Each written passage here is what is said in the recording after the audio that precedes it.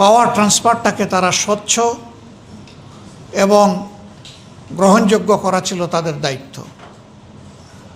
কার্যত এই দায়িত্ব তারা পালন করতে পারেননি, এই দায়িত্বে পালনে তারা ব্যর্থ হয়েছে। ফলে জাতির মধ্যে যে আকাঙ্ক্ষা তৈরি হয়েছিল জুলাই গণ অভ্যুত্থান এবং সীমাহীন ত্যাগের মধ্য দিয়ে, কার্যত সেই আকাঙ্ক্ষার বাস্তবায়ন এই নির্বাচনের মাধ্যমে হয়নি। কেন হয়নি তা আপনাদের সামনে পরিষ্কার। এই নির্বাচনকে সুষ্ঠু হতে দেওয়া হয়নি। এখানে ব্যাপক ইঞ্জিনিয়ারিং করা হয়েছে। ইন্টারিম গভর্নমেন্টের একজন উপদেষ্টার মুখ থেকেই তার স্বীকৃতি এসেছে, তিনি প্রথম রাজসাক্ষী।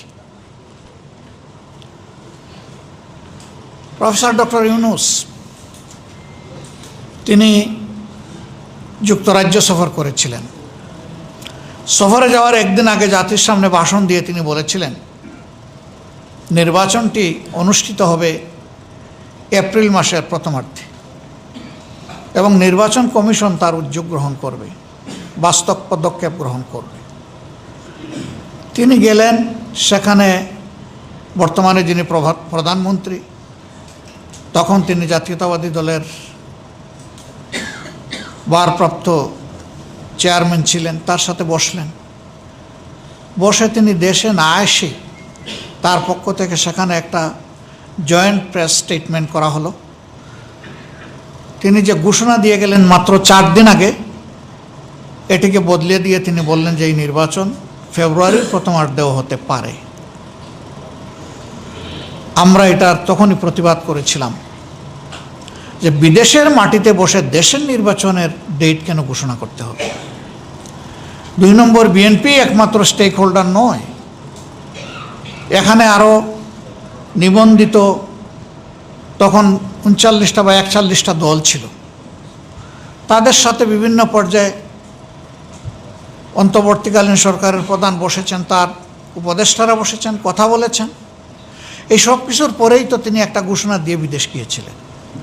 তিনি কারোর সাথে কথা না বলে শুধু একটা দলের নেতার সাথে কথা বলে সেটা কেন বদলাতে যাবেন? এইটাকে আমরা একটা অসুস্থ প্র্যাকটিস বলে উল্লেখ করেছিলাম এবং বলেছিলাম যে তিনি একটা ভুল বার্তা জাতিকে দিয়ে এসেছেন। তারই ধারাবাহিকতায় নির্বাচনী ইঞ্জিনিয়ারিং হয়েছে। এখন শুধু বিগত ইন্টারিম গভর্নমেন্টের উপদেষ্টাই নয়, বরঞ্চ স্বয়ং সরকারেরই একজন প্রতিমন্ত্রী তিনিও বলে ফেলেছেন যে আন্দোলন করেছে ছাত্র যুব সমাজ, আমরাও ছিলাম, তবে প্রফেসর ডক্টর ইউনূস ক্যাপ্টেনের হাতে যুক্তরাজ্যে গিয়ে তিনি ট্রফি তুলে দিয়ে এসেছেন। ট্রফি যদি ওখানেই তুলে দেওয়া হয় তাইলে আর নির্বাচন থাকলো কোথায়? এটি দ্বিতীয় রাজসাক্ষী। এর মাধ্যমে এটা প্রমাণিত হয়ে গেল যে নির্বাচনে যোগসাজশের মাধ্যমে ব্যাপক অনিয়ম করে জনগণের প্রত্যাশার কবর রচনা করা হয়েছে। 2টি ভোট একই দিনে একই সাথে অনুষ্ঠিত হয়েছে, 2টি ব্যালটে, পৃথক ব্যালটে। একটি ভোট ছিল জাতীয় সংসদ সদস্য হিসেবে যাকে তারা নির্বাচিত করবেন, আরেকটি ভোট ছিল গণভোটে হা কিংবা না। এখানে 4টি সুস্পষ্ট প্রশ্নমালা ছিল। এর ভিত্তিতেই জনগণ তাদের রায় দিয়েছে। 2টি ব্যালটেরই সদ্ব্যবহার হয়েছে। যারা ভোট দিতে এসেছেন তাদের 68% উপরে জনগণ হার পক্ষে ভোট দিয়েছে গণভোটে। আর বিগত সরকারের যে উপদেষ্টা বলেছিলেন যে আমরা তাদেরকে মেইন স্ট্রিম হতে দেইনি, তাদের 168টা পাওয়ার কথা ছিল, আমরা 100টা কেটে নিয়েছি, তাদেরকে 68তে আমরা বেঁধে দিয়েছি। আপনি দেওয়ার না দেওয়ার কে? Who has given you that power? এটা চরম লজ্জাজনক, কিন্তু সত্য চাপা থাকে না, বের হয়ে আস। এরপরে তিনি বললেন না, আমরা বর্তমান বিরোধী দলকে মিন করি নাই। তাহলে বর্তমান বিরোধী দলের বাইরে 68টা আসন কে পেল? আসলে হাজারবার চেষ্টা করলেও শাক দিয়ে ভাত ডাকা যায় না। সত্যকে মিথ্যার প্রলেপনে অন্ধকারে ফেলে রাখা যায় না, সত্যের আলো বের হয়ে আসে। এটি বের হয়ে এসেছে। ইতিহাস হয়তো একদিন এই নির্বাচনের পোস্টমর্টম করবে, সেদিন আরও চুলচেরা অনেক জিনিস বের হয়ে আসবে। তবে আমাদের ঐক্য বাংলাদেশের জনগণের দেশ পরিচালনার দায়িত্বে গেল কি গেল না, এটা আমাদের বড় আফসোসের জায়গা নয়। আমাদের বড় আফসোসের জায়গা জনগণের আকাঙ্ক্ষার যে মৃত্যু হলো এই জায়গাটায়। এরপরে কি হলো, দেশে একটা অস্থিতিশীল পরিবেশ আমরা চাইনি তাৎক্ষণিক সৃষ্টি হোক। এই ধরনের ইলেকশনই শেষ ইলেকশন নয়। এই মার্কা ইলেকশনে 2008 সালেও হয়েছিল। তো 2008 সালে বোঝাপড়ার মধ্য দিয়ে পিছনের দরজায় যারা প্রবেশ করে ক্ষমতার মসনদে আরোহণ করেছিলেন, তারা তো তাদের পরিণতি বহন করে বিদায় নিয়েছেন। এখনও যদি কেউ এরকম করে থাকেন এবং যদির কোনো অবকাশ নাই, ইতিমধ্যে তা প্রমাণিত, তাহলে তাদের পরিণতিও ভিন্ন কিছু হওয়ার কথা নয়। কারণ মূল জাস্টিস আল্লাহ তাআলার হাতে। আল্লাহর বিচার কখনো পক্ষপাতিত্বমূলক হয় না। যার যেটা পাওনা আল্লাহ তাকে সেটা সমঝিয়ে দেন, বুঝিয়ে দেন।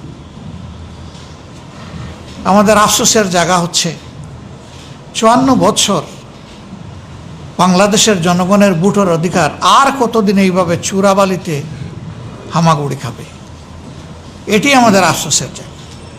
তবে হ্যাঁ, আমরা আশাবাদী এই অপসংস্কৃতির অপনোদন হবে এবং সুস্থ রাজনীতির বিকাশ ঘটবে। আমরা সেই সুস্থ রাজনীতির ধারায় হাঁটছি বলেই এত বড় দলীয় বা জোটগত ক্ষতি আমরা মেনে নিয়েছি বৃহত্তর স্বার্থে। এবং আমরা প্রথম দিনই আমরা 2টি শপথ নিয়েছি, সংসদ সদস্য হিসাবে এবং সংস্কার পরিষদের সদস্য হিসাবে। আফসোস, বর্তমান সরকারি দল তারা একটা নিয়েছেন, দ্বিতীয়টা নেননি। কি নেননি আপনারা জানেন। তারা বললেন গণভোট অবৈধ, এবার আবার বলছেন ফ্যাক্টাম ভ্যালিড। কি তালবেতাল কারবার, কিছুই বুঝি না। গণভোট যদি অবৈধ হবে, তাইলে সেই গণভোটের প্রস্তাব আপনারাই করেছিলেন কেন? এইটাও তো আপনারা ইতিমধ্যে স্বীকার করেছেন, কারণ এই সত্যও তো গোপন করতে পারবেন না। সেদিন সংস্কারের জন্য গঠিত ঐকমত্য কমিশনে যা আলোচনা হয়েছে তা লাইভ কাস্ট হয়েছে, দেশ এবং দুনিয়ার মানুষ জানে, এটা লুকানোর কোনো সুযোগ নেই।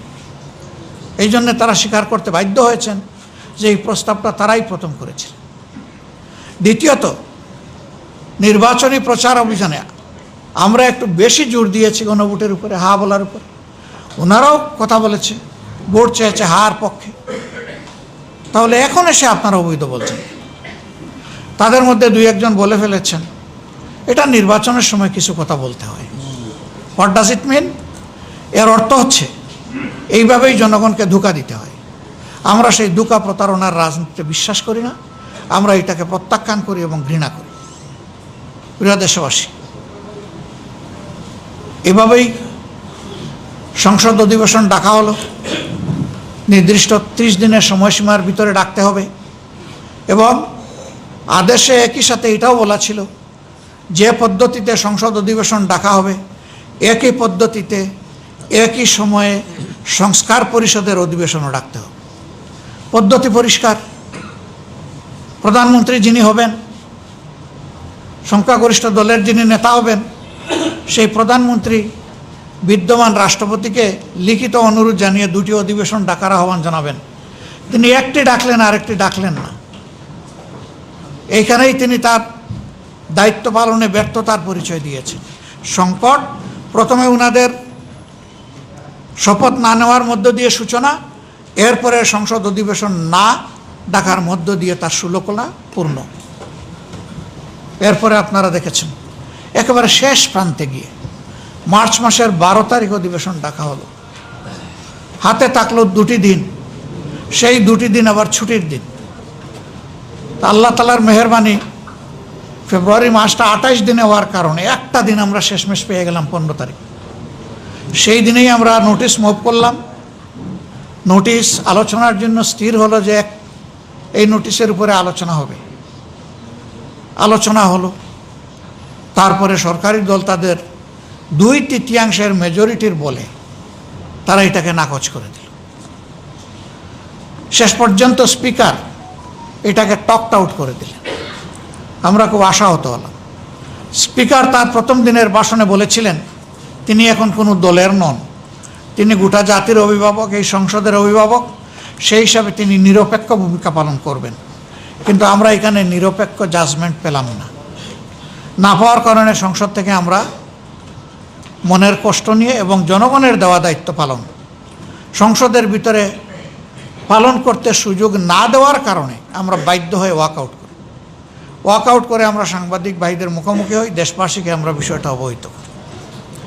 সম্মানিত বন্ধুগণ, এই যে শুরু হয়ে গেল জনগণের রায়কে অস্বীকার, অমান্য, অগ্রাহ্য, অপমান করার ধারা, এরপরে চলছে। আপনারা দেখেছেন প্রথম দিনই প্রথম অধিবেশনে প্রথম দিন অর্থাৎ 12 মার্চ বিগত সরকারের 133টা অধ্যাদেশ উত্থাপিত হয়েছিল। 30 দিনের মধ্যে এটাও নিষ্পত্তি করতে হবে। ওইটা আবার 30 কার্য দিবস না, 30 পঞ্জিকা দিবস। এরপরে একটা কমিটি করে দেওয়া হলো, বিশেষ কমিটি। সেই কমিটিতে যাচাই বাছাই হলো। যাচাই বাছাই করে আমাদের যারা বিরোধী দলীয় প্রতিনিধি ছিলেন তারা বুঝতে পারলেন যে যে জায়গায় সংবিধানের বর্তমান অবস্থানকে পরিবর্তন করার জন্য অধ্যাদেশ জারি হয়েছে সেই জায়গাগুলো বিএনপি বদলাতে চায় না। অর্থাৎ ওই জায়গাগুলো রেখে দিয়ে ফ্যাসিবাদী কায়দায় তারা হয়তো দেশ চালাতে চায়। আমাদের লোকেরা তখন নোট অফ ডিসেন্ট বা আপত্তি দিয়েছেন। এরপরে আমরা বসলাম কার্যনির্বাহী